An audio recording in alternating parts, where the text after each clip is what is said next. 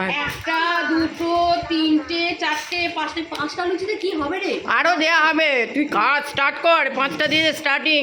ঠিক আছে, চলো। কি দিয়ে খাচ্ছিস বল?